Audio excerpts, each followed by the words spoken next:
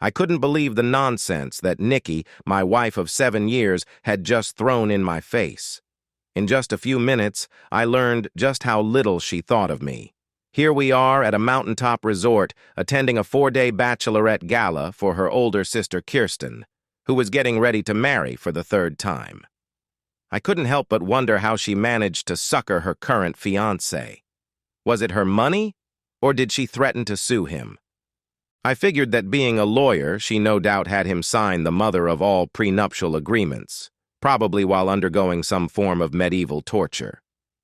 The previous day, Wednesday, we decided to take advantage of one of the public hot tubs the facility offered.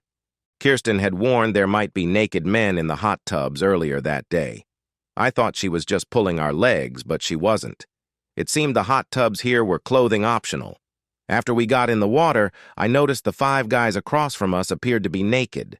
My assessment proved to be correct when they got out of the tub, dried off, and sat in their lounge chairs, not caring that they were exposing themselves to us. One guy, however, a tall, muscular man with long hair tied in a ponytail, lay on the grass next to the hot tub on his side with one leg up. I noticed Nikki staring at him, her eyes glazed. I suppose I should back up and tell you a bit about us. My name is Ned Carson, and my wife is Nikki. I'm 39 years old and she's considerably younger, having just turned 32. I used to be a police officer but was wounded in the line of duty. As a result of my injuries, I was shot several times. I was given a medical discharge. That was before I met Nikki. She was one of the physical therapists who worked with me, helping me learn to walk all over again. I still have a hard time walking very far, but I managed to get around. After my discharge, I became a private investigator. Fortunately, most of my work is done either behind a desk or in the front seat of my car, and there's very little running involved. I worked with one of the best for several years until he died of a heart attack. After his death, I took over the day-to-day operation, answering to my former boss's partner. Nikki and I dated for some time, fell in love, and got married. The first 5 years of our marriage were great. At least I thought so. A couple of years ago, however, I was diagnosed with type 2 diabetes and high cholesterol. Of course, my 2-pack-a-day cigarette habit didn't help matters much. Thanks in part to the medications I had for my diabetes and cholesterol, I found that I wasn't able to perform sexually the way I used to. I even tried to quit smoking, but all that did was make me irritable. At first, Nikki said she understood, and we did the best we could. Even if I couldn't maintain an erection for very long, I still satisfied her with other things as best as I could. She seemed to enjoy it anyway, and I always made sure she was happy. But something changed in the last couple of years. Slowly but surely, Nikki went from being a sweet, caring, loving woman to a shrew that I sometimes didn't recognize, constantly ordering me around and getting short-tempered at the drop of a hat. It seemed nothing I did satisfy her anymore. To top that off, our love life in the last year dwindled to almost nothing. I did what I could to keep her happy, but it seemed that had become a lost cause. I hoped that this little trip to the mountain resort might renew the spark between us. But it was becoming clear to me that it was a lost cause. As I looked at the man deliberately exposing himself to Nikki without a care in the world, I realized that he seemed somewhat familiar to me, but I just couldn't quite place him. Earlier today, Thursday, Nikki said she was going shopping with her sister, so I decided to play golf. I got back a bit earlier than I had planned, took a shower, and dressed. I hoped to take Nikki out for dinner and dancing later, as a possible prelude to intimacy. As I was getting dressed, Nikki came bounding into the room wearing a bathrobe. Her hair was wet and she appeared flushed. She sat on the bed and regarded me for a bit. "I thought you were going shopping with Kirsten," I said. "I changed my mind. I went to the hot tub instead," she replied. "I can see that. Were there any naked men out there today?" I asked. "Oh, yes," she said with a smile. "The ponytailed guy was there. Ramon Torres is his name. He does some kind of work with a movie studio out on the West Coast. You'd really like him." That's when it hit me. I knew exactly who he was. Yes, Torres does work with a movie studio, but chances are you won't see his work on the big screen. That's because his work is a bit more seedy. I take it you gotta know this guy Ramon a bit, I said. She snorted at that. Yeah, I did. And some of his friends. I see. Did you have a good time? I asked. The best time I've had in years, she replied. Is that what you had in mind all along? I asked. Her face changed, and I could tell the shrew was back. Yes, it is, she said. I looked at her, and for a moment I had no idea who this woman was. She looked at me before continuing. You have no idea. For years you've been the only man I've ever gotten physical with, but the last 2 years have been hell on me. Here I am dying to have intimacy, but you can't even get it up half the time. You know why. All these damn medications the doctor has me on. That's not my fault. Sure it is, she said. All those years smoking, drinking, eating crap food, and lately you haven't gotten hardly any exercise. Now you're paying the price. And so am I. I need a man. Someone who doesn't cater to my every whim. I need someone who commands me to do what he wants, not a desk-bound has-been who refuses to stand up to me. I felt like I had just been punched in the gut. I couldn't believe what she was saying. I shook my head and wondered if this was all just a nightmare. She wasn't finished, however. You know what he did? She asked with a sneer. He ordered me to get naked right there in front of them all. And did you? I asked. Of course I did, she said. And did you have intimacy with them as well? I asked, already knowing the answer. She snickered as she tossed the robe off. I could see the bruises and bite marks on her body. Have intimacy? She asked sarcastically. Yes. I had intimacy with them. All of them. Why don't you come here and clean me up? You'd like that, wouldn't you? And you know what else? No, I said quietly, trying to control my rage. What? They're all on their way here right now, and they're going for a second round right here in this bed while you watch, she said. I got up and walked to the closet where I grabbed my suitcase. What are you doing? She asked. Are you going to run away like a little wimp? I took a breath before answering and counted to 10. I remembered now what it was about Ramon that set me off. It seemed he had a nasty habit of getting women hooked on intimacy and drugs. He then recruited those women to do adult videos for him. Once he was finished with them, he usually turned them out onto the streets where they eked out a miserable existence as hookers. The guys in Vice had tried several times over the years, unsuccessfully, to bring him down. If you were smart, you'd run too, I said. But you're not smart, are you? Stay and have your fling if you want, but no matter what, we're finished. Give your sister my regards. I finished packing my suitcase and headed for the door. What? You're going to just leave me? She asked, a smirk on her face. Yeah, I'm leaving. I've had it with your nonsense, and I will not be your willing humiliation husband. Goodbye. With that, I turned and walked out. As I walked down the hallway, I saw Ramon and 4 of his buddies coming down the hallway. After they passed me, I called out to him. Ramon, I called. He turned and looked at me. Yeah, what do you want? He asked. I took my wedding ring off and tossed it to him. You want her? She's yours, I said when he caught the ring. I'm done with her.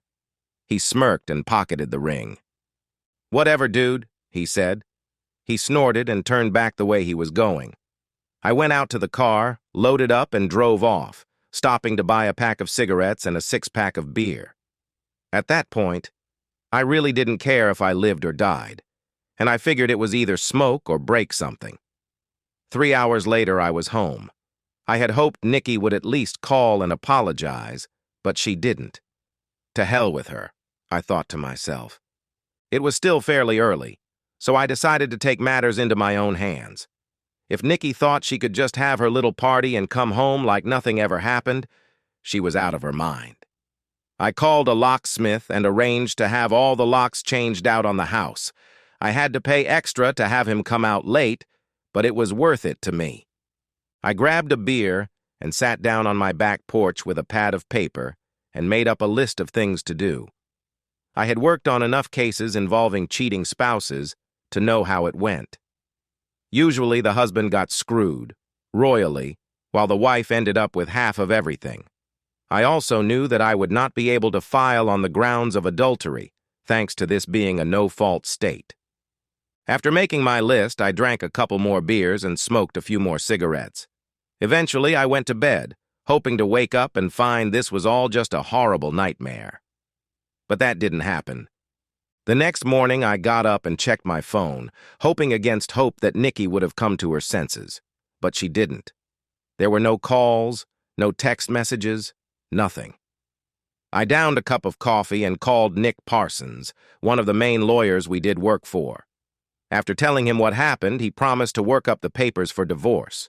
We decided to have her served at her place of work on Monday for maximum impact. "You know the drill, Ned," he told me. "Don't do anything stupid." "You know me, Nick," I told him. "Yeah, I do. And that's why I'm telling you not to do anything stupid.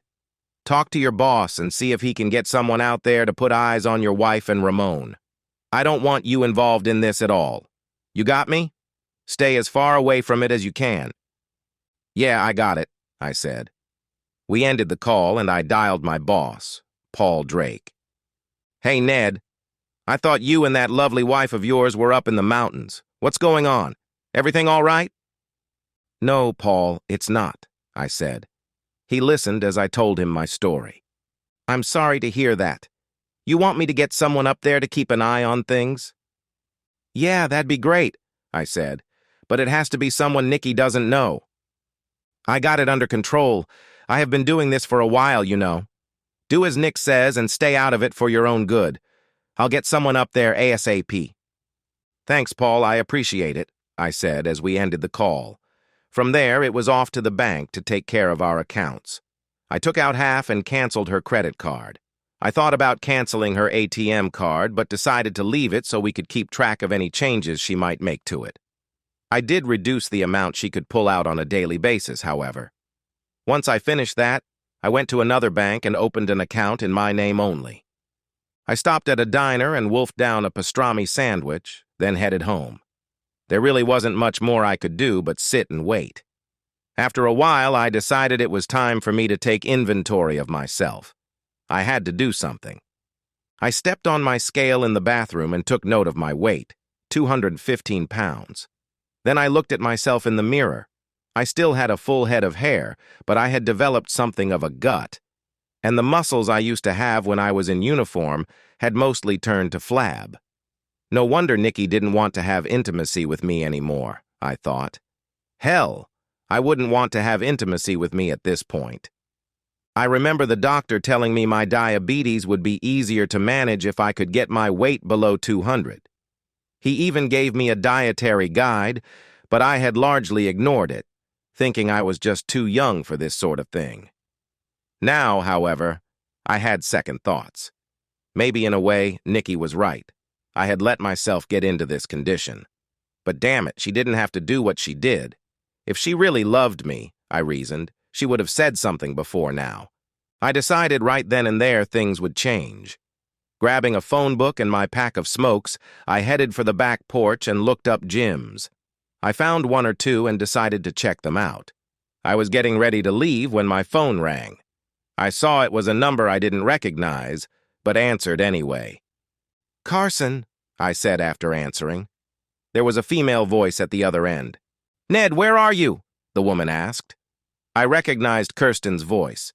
We hadn't spoken much in the past, and I was a bit surprised that she called. "Nikki told me you left last night." "Yeah, I left last night." "Why?" "Well, we were just wondering what happened. Nikki looks like she is having fun. I've never seen her in such a state. Then she told me you two had a fight and you left. What happened?" "Maybe you should have her tell you," I said.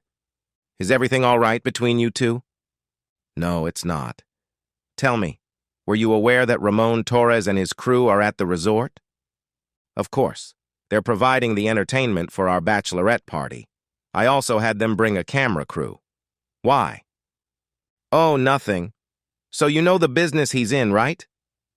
"Yeah, I know. He came highly recommended." Did Nikki know as well? I asked. Yeah, she knew. I told her. Frankly, I was a bit surprised when you showed up.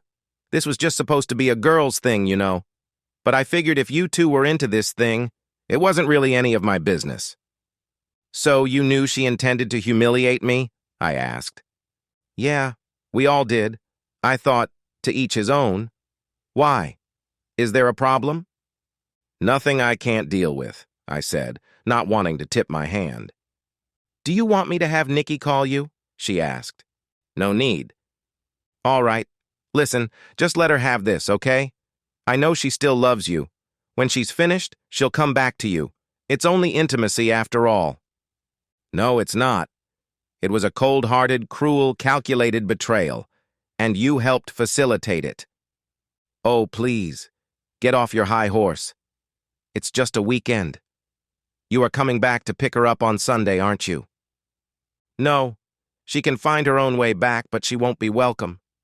I could hear Kirsten gasp when I said that, but I really didn't care. To hell with all of them, I thought. Goodbye, Kirsten, I added, ending the call. So, Nikki knew all along this was going to happen and had even planned it out in advance just to humiliate me. I felt like punching a hole in the wall. I went to a gym instead and spent time punching a bag, imagining it was Nikki and Ramon. I punched until I had no more strength in my arms and finally took a shower. You okay, Mac? I heard a man ask as I dressed. I looked and saw one of the trainers standing there. Not really, but thanks for asking, I said. I saw you out there on that punching bag. I thought you were going to end up hurting yourself. Want to talk about it? What the hell, I thought.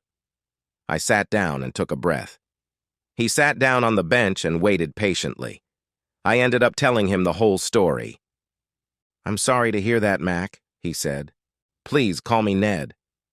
Okay, Ned. Look, if you want to get back in shape, I can help you.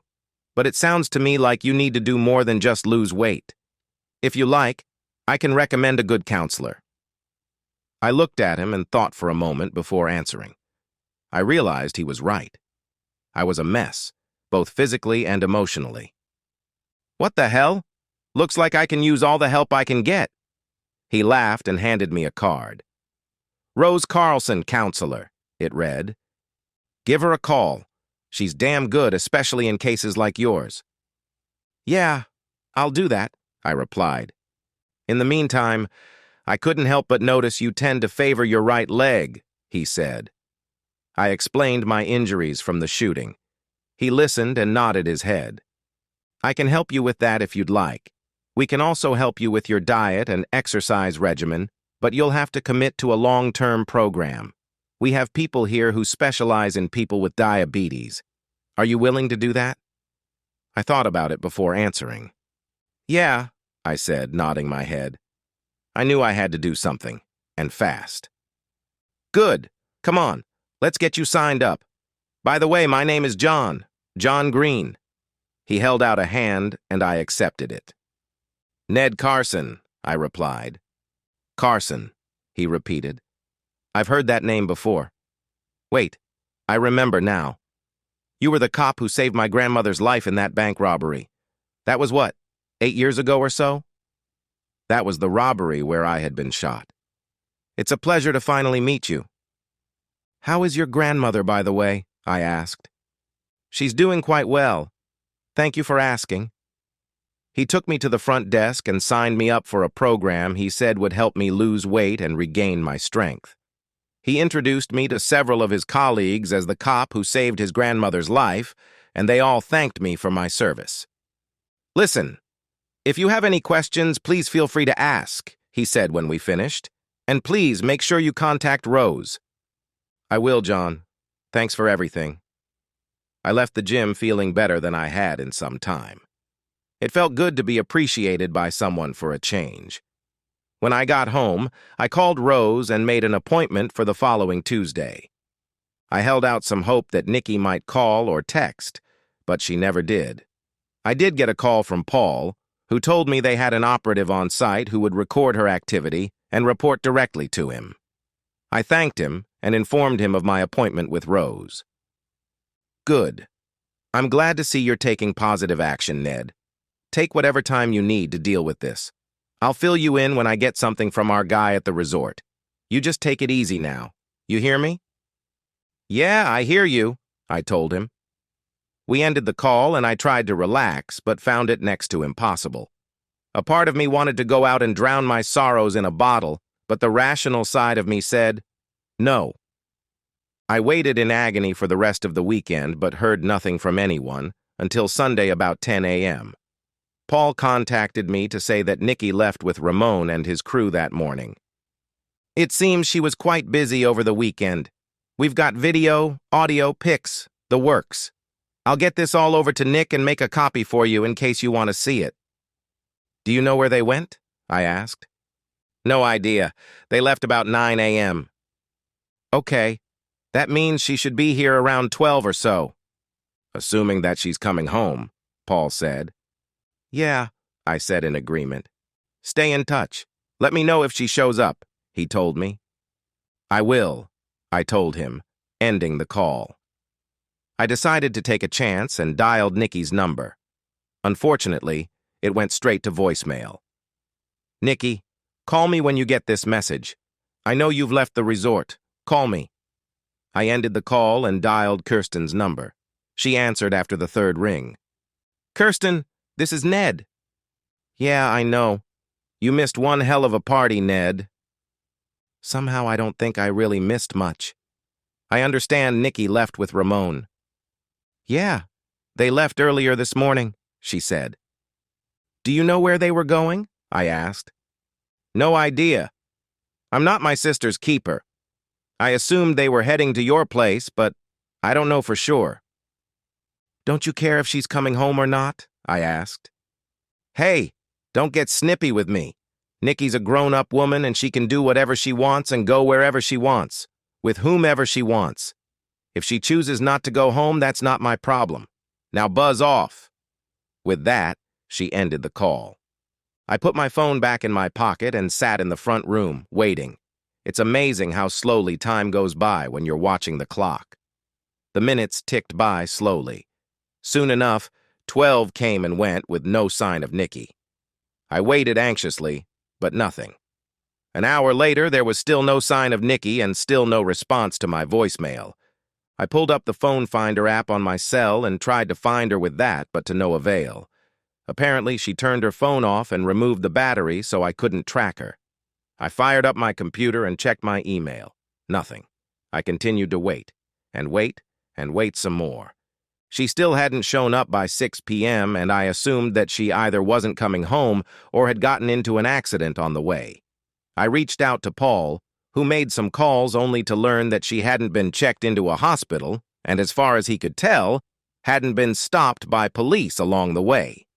I had an idea and went back to my computer.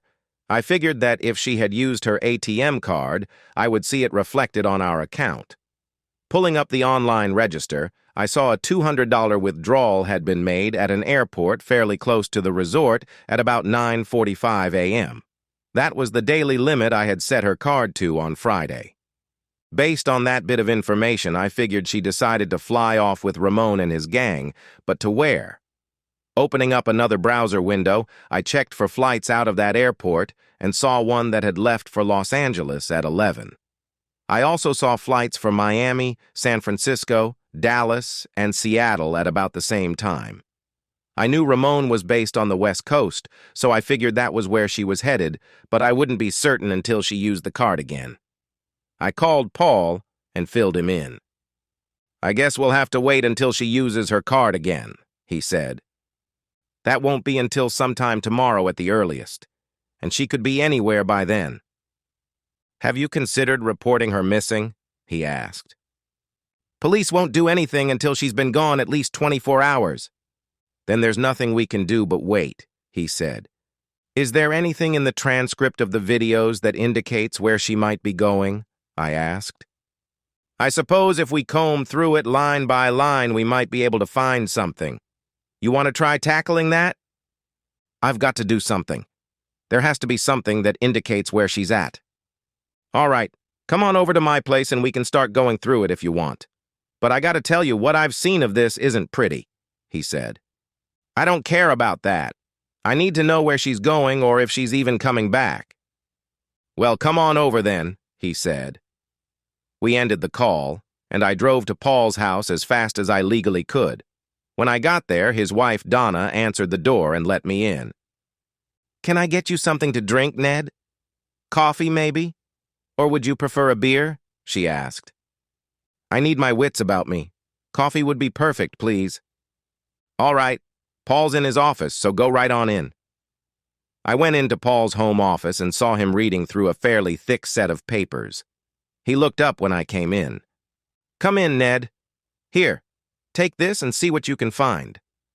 He handed me a thick sheaf of papers and I sat down to read through them. He was right. This wasn't pretty at all.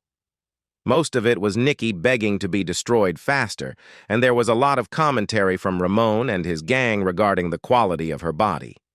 Most of it was pretty sickening and juvenile in my opinion. I also couldn't help but notice the obligatory abuse heaped upon me by Nikki and her lovers. Too bad your loser husband was too chicken to stick around, Ramon said. Yeah, well, that's his loss, Nikki said. He's never touching me again. He gave me his ring on his way out, Ramon told her. Said you were all mine now and he was through with you. Maybe I'll pee on it for old time's sake, she said. At that moment, I wondered what it was I had ever seen in her.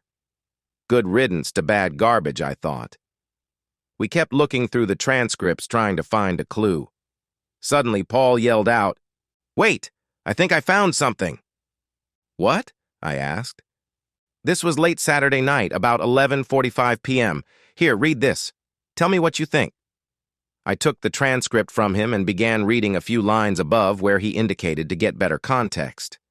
God, this is the best body we've had in a while, boss, said one of Ramon's flunkies. We could make a ton off this body. Think so? Ramon asked. Oh, yeah, another flunky said. What about it? You up to making some real money with this fine body of yours? I'm not that kind of girl, Nikki said. Nah, baby, I'm talking movies, online videos, Ramon said. You got a killer body and a pretty face. All you gotta do is what you're doing right now. You're a natural at this. I've been thinking of a whole new line of humiliation videos and you'd be perfect. Yeah? When would I get to start? She asked. We can leave right after the party here if you want. We'll set you up with a nice apartment in LA and you work strictly for me. Of course, I get a cut of everything, but you could make a hell of a lot of money if you do enough videos. Can I get more of that white stuff you gave me earlier and some of that ecstasy? She asked. All you want, baby. You mean I get to do this and I get paid and I get to humiliate losers like Ned? That's right, Ramon said. Count me in, she replied. What about your loser husband? One of the flunkies asked. You gonna tell him? Forget him. He's history. He'll never see me again. When do we leave? Tomorrow morning, Ramon said. We leave here at 9 a.m., go to the airport, then fly out west.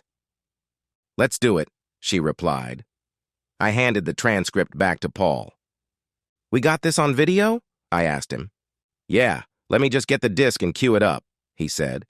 He pulled out one of the discs and inserted it into his computer, then started the video, forwarding it to the timestamp in the transcript. He looked at me before starting. You ready for this? He asked. Let's get it over with, I said. He started the video, and I could see it was taken through the window of the room Nikki and I had. Ramon was next to her, and they were surrounded by his flunkies, one of whom held a camera. Next to them was a tray holding a few lines of what looked like coke. I could tell from the way she was acting that she was high on something, perhaps coke. I looked to see if I could spot anyone else, but I couldn't. I would not have been surprised to see Nikki's sister in the middle of all this. We watched the video, following along with the transcript. I've seen enough, I said, disgusted. Turn it off. Paul turned the video off and looked at me. Well? He asked. She's clearly doing this of her own volition, even though she's high on coke and God only knows what else.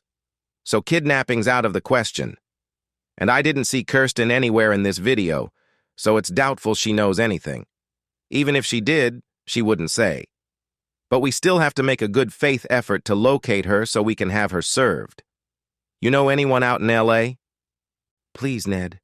You know I have contacts all over the place. I'll make some calls, see what we can come up with. When you find her, let me know, please. I want to be the one who serves her papers. No way, Ned. Not gonna happen. I know you've been hurt bad, but you are not to get any deeper in this than you already are. I know you.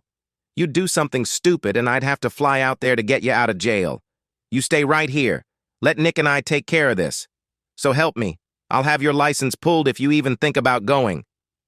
Okay, I said, putting my hands up. I'll be a good boy, promise. Damn well better. Let me make some calls, then I'll get with Nick. Don't worry, I'll make sure you stay in the loop. Now go on home, drink a beer, relax, watch some TV. In fact, why don't you take a few days vacation? I can't do that, Paul. I have things to do. I got it under control, Paul said. Consider this an order. You're on vacation. Effective immediately. All right, I'm on vacation. I'll be a good boy and go home. We shook hands and I headed out, thanking Donna for the coffee. I thought again about getting a beer, but changed my mind and drove home. It was a good thing since I heard the house phone ring just as I walked into the front room. Hello, I said when I answered. After seeing Kirsten's number come up, I pressed the button on my machine to record the call. Hello, Ned. This is Kirsten. Yes, I know. And you should know I'm recording this conversation. I hope you don't mind. Not at all. If I were in your shoes, I'd probably do the same. What do you want, Kirsten? I asked. I just heard from Nikki. She's asked me to represent her in the event you file divorce papers against her. Do you know where she is? I asked. She tells me she's in Miami at the moment, but she'll be moving around a lot and probably won't be back anytime soon. Miami? I asked. I knew she was either lying or had been lied to. That's right. At least that's what she said. She tells me you will probably divorce her. Is that true? Papers are being drawn up as we speak, I replied. When they're ready, have them sent to me. I'll email you my address. I'll pass that on.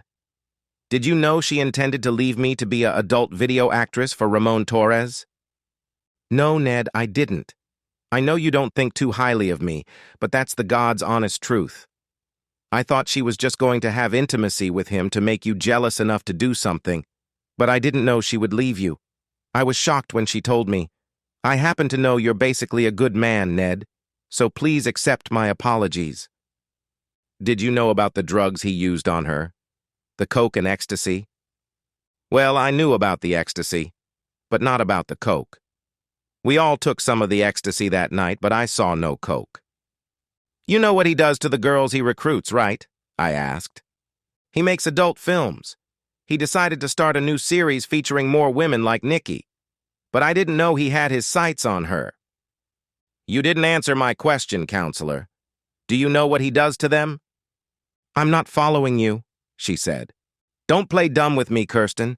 He uses them up, burns them out, then tosses them to the streets where they're forced into street work to get their next fix. That's what's in store for your sister. How long do you think she'll last? Is this concern on your part? She asked. Oh, please. As much as I hate her right now, I wouldn't wish that on anyone. Not even you. Where's your concern for your sister? Not that it's any of your business, but I'll take her in myself before I let that happen to her, she said. Make sure she knows that. From what I know about him, he'll probably be done with her in 5 years. Maybe less. I hope you have a spare room handy. You don't need to worry about the size of my accommodations.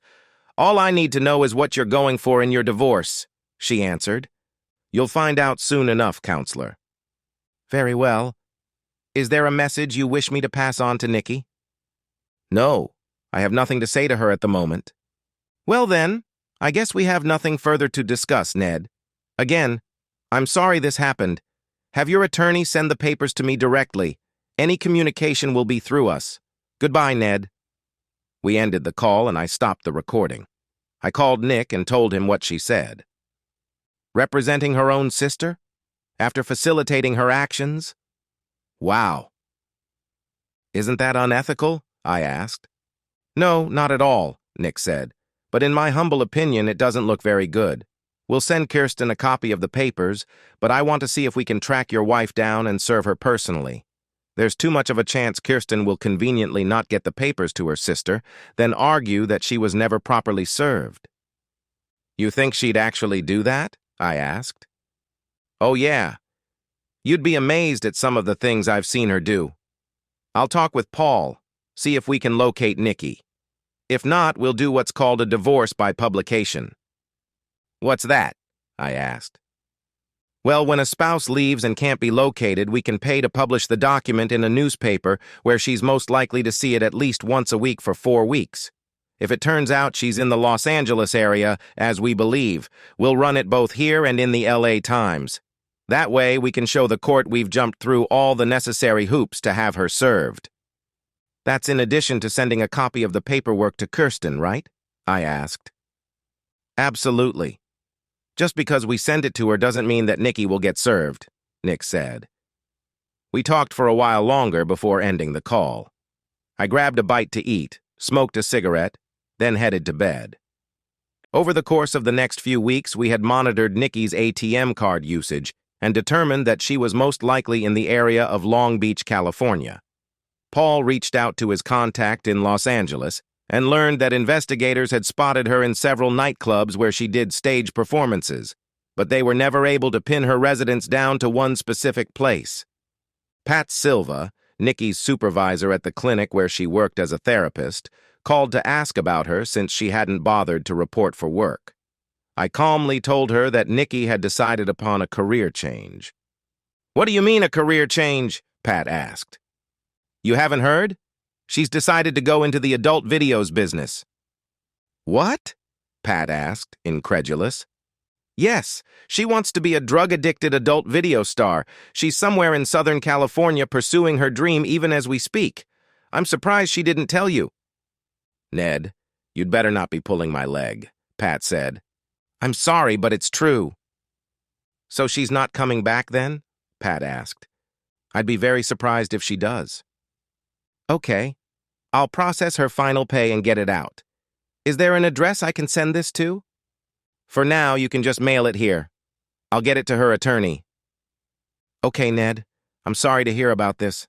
We'll miss her. Thanks, Pat, I said, ending the call. I got Nikki's final pay and forwarded it to Kirsten as promised. I don't know if she ever got it to Nikki. Frankly, I didn't care. I started my counseling sessions with Dr. Carlson Rose. She was a very good counselor and listened to what I had to say. At first, I thought she would give me a bunch of psychobabble, or maybe even blame me for what Nikki did. But she didn't, much to my surprise. By the end of the first month, I was beginning to feel much better about myself. My time at the gym was also quite helpful. I had managed to lose a few pounds and had developed a diet that I could actually live with. John helped considerably, and soon I could see the old me start to reappear in the mirror. Nick had been busy as well.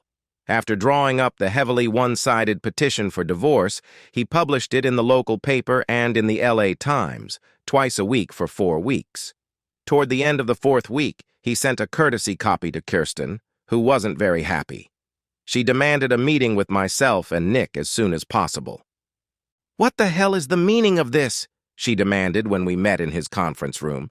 This is an insult. It's not a petition for divorce. Where the hell do you get off by demanding a 75-25 split? With no support? The real insult is what your client did to her husband. With your help, I might add.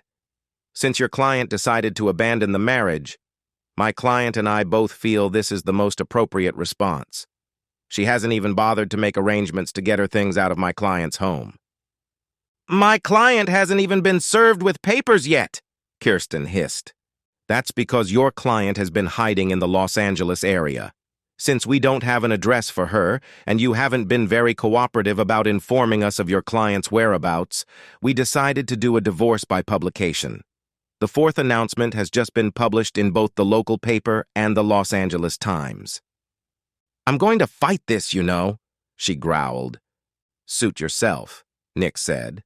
And fight, she did. She filed motions that went nowhere and demanded counseling, which the judge reluctantly agreed to order.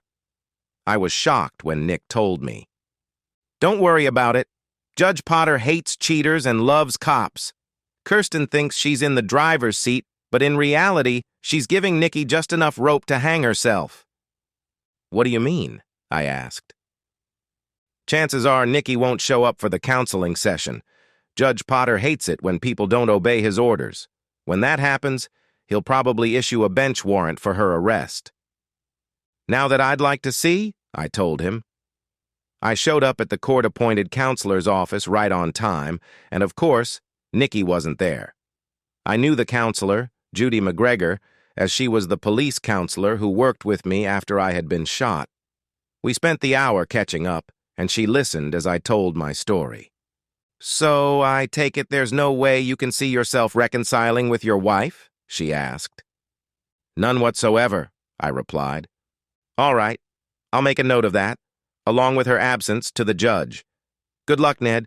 It was good seeing you again. From what Nick told me later, Judge Potter was livid that Nikki disobeyed his order and issued a bench warrant for her arrest. He told me the warrant was good for 5 years. We continued monitoring her ATM usage and noticed that while most of her activity was in the Long Beach area, she did use it in San Francisco a few times and in San Diego. She was quite busy, it seemed. At the same time, I performed a search and found a few short videos featuring her. I could only stand to watch them for a few minutes, and I noticed they all had the same theme. In one, for example, she had intimacy with 2 men, while another man, presumably her husband, was tied up on the floor and forced to watch. I nearly threw up when I realized that this was what she probably wanted to do to me. Finally, our court date was set. I met Nick at the courthouse, and we went inside.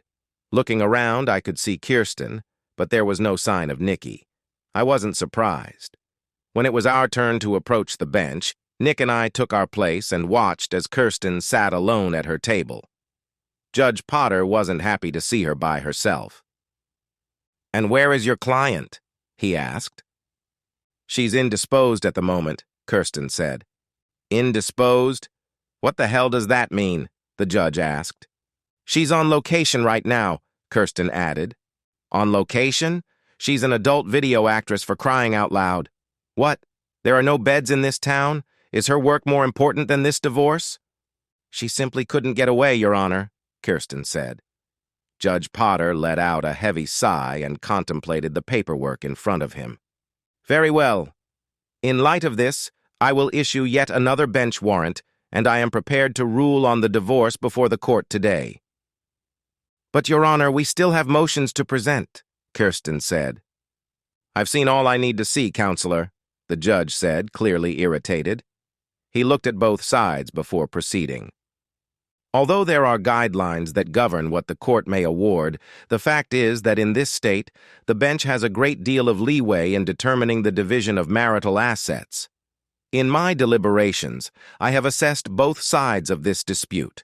On one hand is a highly decorated former police officer who nearly lost his life protecting a 70-year-old grandmother.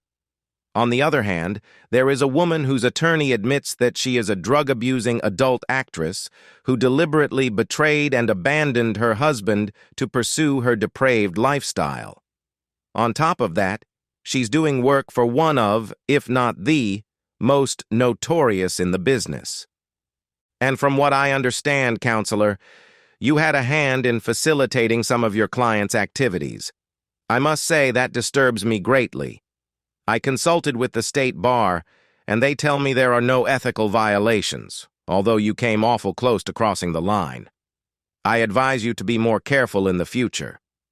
After reading all the filings and the counselor's report, I feel I have no choice but to grant the plaintiff's petition for divorce as filed," he said, pounding his gavel.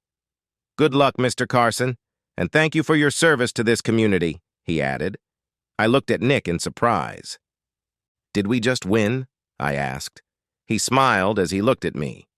"We sure did," he said, shaking my hand. "Congratulations, Ned." You're a free man now." Kirsten gathered her things and walked over to us. "Congratulations, Ned," she said, extending a hand. "You got your pound of flesh. I hope you're happy now." I accepted her hand and shook it. I knew that losing a case like this wasn't easy for her. "No, I'm not happy. I haven't been happy for quite a while." I pulled a DVD out of my briefcase and handed it to her. "You once said if I have anything to pass on to Nikki to let you know. Here's my final message to her. You can look at it if you wish, I don't care. I also have a cashier's check for her portion of our account. I closed it out late yesterday afternoon." "I'll get this to her," she said quietly. "What's on the DVD, by the way?" "Nothing much. Just a little message for her." In fact, it was more than just a little message. The previous day, I pulled a 50-gallon drum into the backyard and set up a camera on a tripod. As the camera recorded, I filled the barrel with all of the clothes she left behind, including her $2,500 wedding dress, all of the pictures I had that included her image, and a number of little trinkets she had collected over the years. I even broke up the wedding portrait that hung over our bed and crammed it into the barrel. I doused everything in the barrel with lighter fluid and set it on fire. As it burned, I spoke into the camera. "Nikki, there was a time when I would have taken a bullet for you. I loved you with all my heart the whole time we were together, and I had hopes that we could have grown old together. Unfortunately, you had other plans, so that's not going to happen. I've seen some of your work online, and I can't help but think that's what you intended to do to me. That's not going to happen either. Don't ask if we can ever be friends. Friends don't do what you've done. And don't ask if I'll ever forgive you, because I won't. I only hope that one day you wake up and smell the coffee before it's too late." "Goodbye, Nikki," I said before walking away, leaving the camera to record the final destruction of everything she left in the house. Life went on post-Nikki. I redecorated the house, exercising everything that even reminded me a little bit of my ex-wife. I continued my counseling sessions with Rose and worked out at the gym 3 days a week. I even followed the diet plan we put together and tossed my cigarettes in the trash. A couple of months later, I weighed myself and found that I was now 185 pounds. I still had a ways to go, but I was feeling better than I had in a long time. The only thing I lacked was the female companionship I once had with Nikki. Then it happened. I was at the local market buying some groceries when I ran into her. Literally. It was an accident. I wasn't watching where I was going and bumped into her with my cart. When I realized what I had done, I apologized profusely and came face to face with the most lovely smile one can imagine. Talk about being disarmed. For a second, I forgot to breathe. Then I introduced myself and noticed she wasn't wearing any rings. She accepted my apology and told me her name was Brenda Wilkins. We got to talking, and somehow I managed to invite her out to dinner. Much to my surprise, she accepted. As it turned out, Brenda was a widowed doctor. Her husband and young son were killed in an auto accident a few years before as they were returning from a father-son camping trip. I offered my condolences and told her about my divorce from Nikki. Somewhere in all that, I mentioned my diabetes and what the medications had done to me. She nodded her head in understanding. "I've run into that before," she said. "Listen, why don't you come by my office with your meds, and let's see what we can do about that." I made the appointment and brought in all my medications. She was shocked when she saw everything. After taking some blood, she suggested making several changes, and I could feel the difference almost immediately. Of course, she explained my diet and exercise had a lot to do with it, and giving up the cigarettes was a huge help. The first time we slept together, I felt like a whole new man, and for the first time in over 2 years, I felt content. The next morning, when I woke up to Brenda's pretty face, I knew there was no way I could give this up. She smothered my face with kisses when I asked her to marry me. After the wedding, we sold our homes, pooled our money, and bought a new home in a recently developed tract. We both decided that it would be nice to have a fresh start with nothing to remind us of the past. A little more than a year after we married, Brenda gave birth to twins, a boy, Christopher, and a girl, Julie. Life went on in the Carson household, and I found that I enjoyed being a father. One day, about 10 years after we married, there was a knock on the door. I opened the door and saw Kirsten standing on the porch. She looked like she had been through a ringer. "Ned, it's good to see you again," she said. "Good to see you, Kirsten. Please, come in." She walked in and looked around. I invited her to sit down and introduced her to Brenda and the kids. "So, what brings you here, Kirsten?" I asked. "It's Nikki. You were right about Ramon." "Oh? What happened?" I asked. "It took about 5 years, but he eventually used her up just like you said he would. She ended up on the streets turning tricks to support her habit. Unfortunately, women her age don't fare too well on the street for very long. She managed on her own for quite a while, but she eventually ran out of money and became homeless. She was found unconscious in an alleyway and taken to a rehab center. I found out a few months ago and had her brought here. She's got cancer and it doesn't look like she'll last much longer."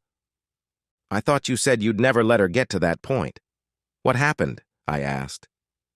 "We lost touch with each other about 6 years ago. The authorities in Los Angeles contacted me and I flew out to see her. She doesn't look good." "I'm sorry to hear that. So, what do you want from us?" I asked. "She wants closure.